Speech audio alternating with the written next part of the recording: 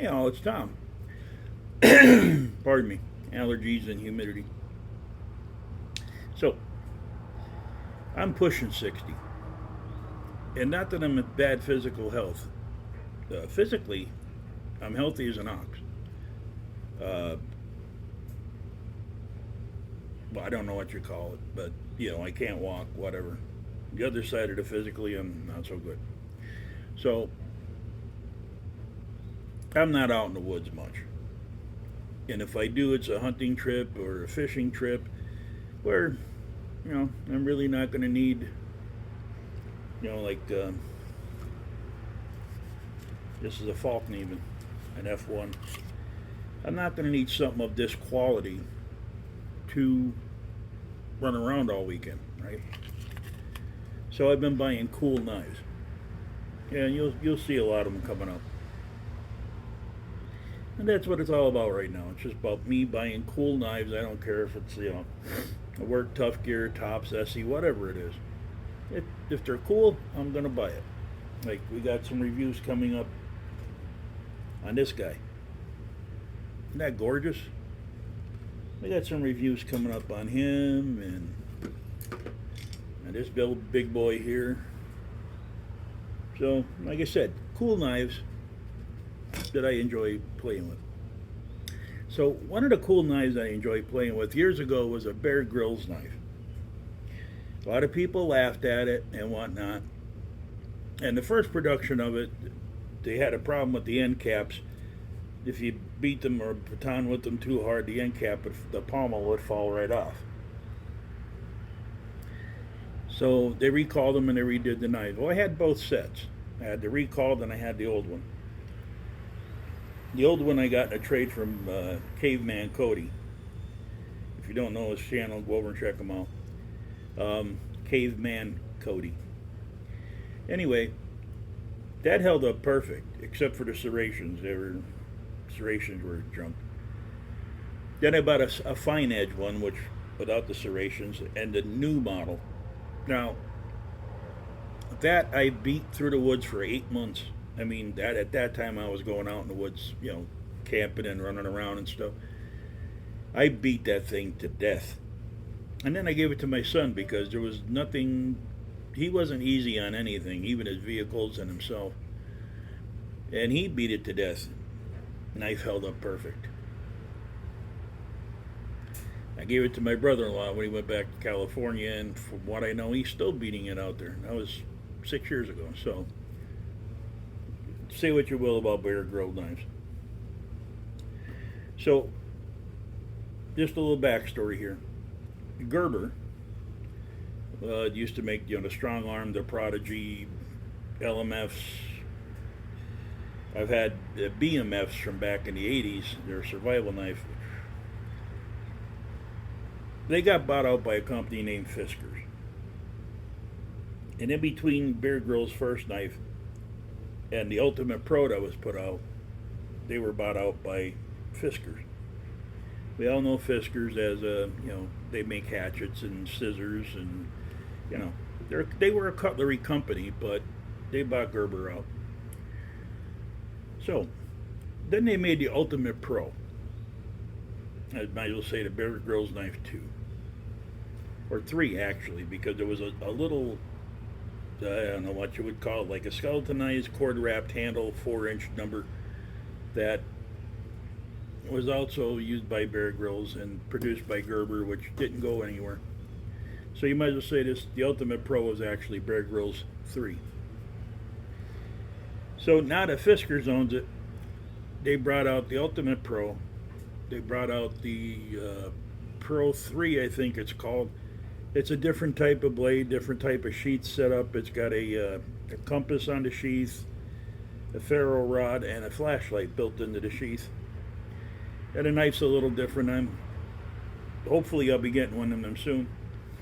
And then I just noticed a couple days ago that they have another one that's like a Cantos tip tracker style.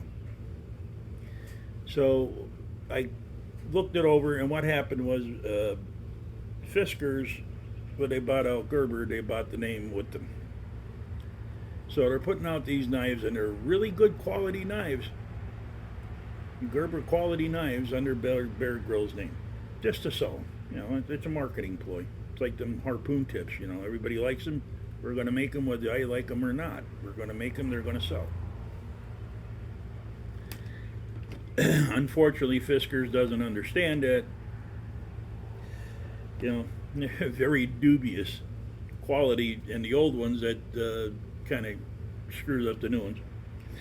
So, with all that being said, I bought an Ultimate Pro. Now, my buddy over at Isaac Knowledge and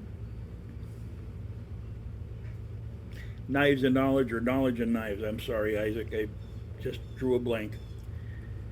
He bought one of these, and he likes them. And he was getting, I read the comments, he was getting a lot of flack on them. But let me tell you, the first ones, yes, I'll say that they weren't the best in the world. These are up there in quality knife standards.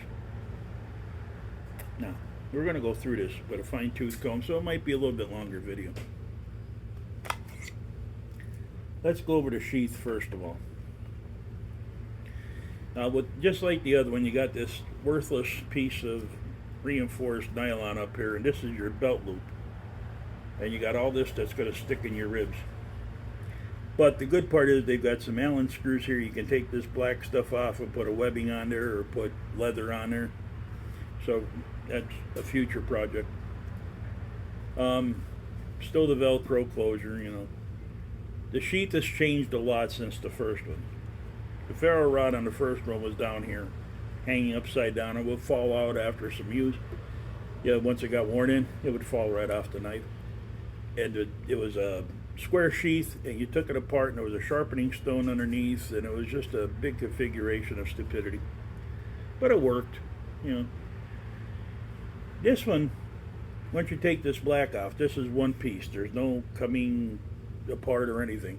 The ferro rod is sitting upright, and it locks in.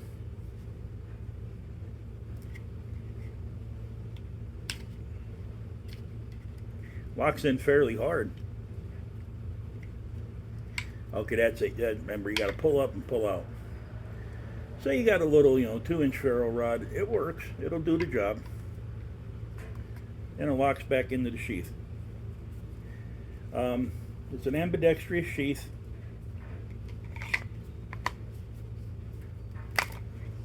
Knife fits in there securely.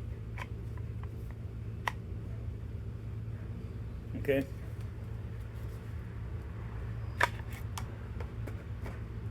This is plastic to hold it in, heavy plastic. The rest of this is rubberized. Now, the sharpening system is different too. I don't know if you can see in here, but there's 2 carbide V's in there. So literally, you don't have to take the sheath apart. You just take your knife, put it in the V's, and pull it through, and it sharpens it. It's a pull-through sharpening system. Really good system. So that's the sheath. Let's get to the knife. Attached to the knife is the whistle on a lanyard, which this will come off when I go to use it. You also got a knurled pommel texture there. You have hard orange spacers, a nice rubberized grooved handle. It keeps moisture off your hands. It gives you good grip. Some jimping on the top, jimping in the front. This handle is held on by set screws on both sides that screw into each other. Now, the difference between this one and the other one. This one is full tang. If you look there, watch the light. See right here? This is cut out of one piece of metal and the handle put into it. That's the difference between the old knives and this one. That's ultimate durability there. Now coming up here, you got a nice sweep in here. It's a nice finger choil. Overall, the handle is 5 inches inside from here to, well, there's no end actually to it, But inside, if you want to call it that, is 4.5 inches. So this will fit just about anybody's hand. It's a flat grip. Thin, it's only 3/4 of an inch. But when you grab onto that, you've got a good whole hand purchase, a lot of extra room, and that rubber just grips into your hand and it's not moving anywhere. It's not going anywhere. Very nice handle. Very, very ergonomic handle. Moving up from there, you got them two stupid lashing points. Anybody that's a survivalist or going out in the field, if you do lash this to a stick, use it as a poke stick. Don't use it as a spear. Alright? Just use it as a self-defense poking stick. Now, once the animal gets past the stick, I don't know what you're going to do, because you're not going to have a knife now, because it's going to be stuck on the end of a stick. So, moving up past her. This is one thing I disagree with, but it is what it is. You got a nice finger choil here, so if you want to choke up. And I've always said this, and I always will. This is a 4-inch cutting surface, 5-inch blade. Give me a 5-inch cutting surface, or a 4.25-inch cutting surface, 4.5, whatever it may be. Run this blade all the way down to here, because then it won't have to choke up. I'm right there. I'm already choked up. Choils are worthless. All they do is cost your blade length. So, alright, so we got a 440 HC steel in this blade.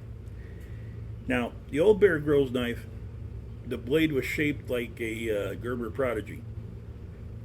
This blade shape is the Gerber Strong Arm.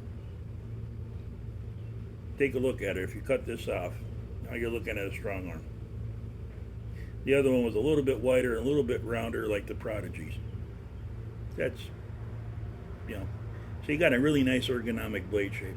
Very strong tip on that knife. It's really thick on the tip. Now, the reason why I know you're getting good quality in these knives anymore is that there's still a taper in front, where it comes to a point. On a cheap knife and on the first Grylls knife, they're always bent over to the side. That's the way they're ground. This one's dead nut center. What does that make a difference? Because when you go to make a precise cut, and you get the center of that blade on that precise cut, if the tip is off, a hair of an inch or an eighth of an inch or whatever it may be, your cut's going to be over there or over here. It's not going to be down the center. So that could cost you pelt time. So like I said, you got a 4-inch cutting surface here. It's a really nice sledge right here. And it's a high saber grind. Or a flat saber grind. No, it's a high saber grind. So many different grinds anymore. This silver spot here is for your ferro rod. It's an extremely sharp 90, but the rest of the spine is a good 92.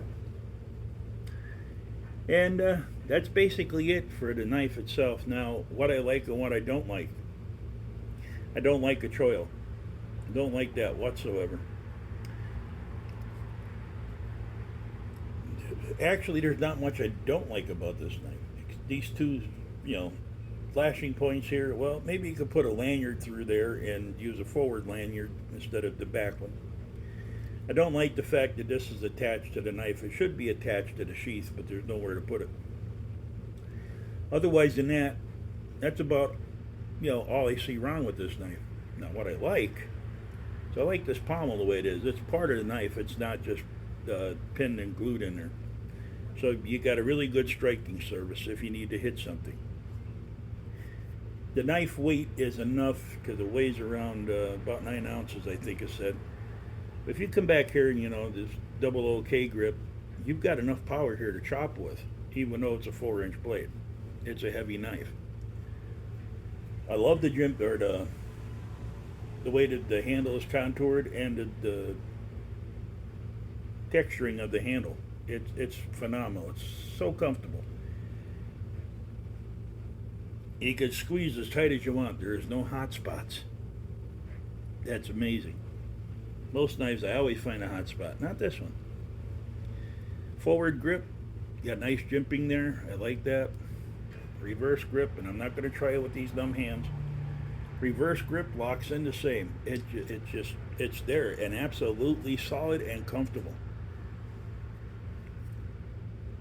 If you can get past, everything is Bear Grylls on the sheath and the knife, you've got a great field knife. Now, I wouldn't say I'd take this into combat with me, but I would take it into the field for how many days I'm going. If I'm going on a week's camping trip, 2-week camping trip, I would not be afraid to carry this. I wouldn't be afraid of carrying this on, expeditionary missions. Maybe over time I'd have enough confidence, but it is. What is that? 3/32 stick. Full tang blade. I think carrying this into combat wouldn't be too bad. I really do. So that's it. This is a long video, but that's it on the Bear Grylls Ultimate Pro. Like I said, if you you didn't like the first one, I understand. This one here, there's nothing to not like about it. It is a 100% improvement over the old Bear Grylls. And think what you want about Bear. The man was a legionnaire. He was a this and a that. He has some accolades. So they did him justice with this knife. So this is Tom. I want to thank you for your time and your patience. Leave what you want in the comments. It don't really matter if you're going to complain about the knife, because it is what it is, and I'll use it for what I want. Like I said, I'm buying cool knives. So this is the Ultimate Pro 2. And like I said, in a few coming weeks, I'm going to see if I can't get my hands on that other one that they're making. So just remember, you're buying Gerber quality here, made by Fiskars. Same thing with the rest of them that's coming. And this is a quality knife, guys. This is not a joke.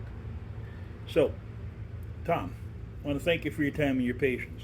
Don't forget to share the video out, and we will see you guys on the next one.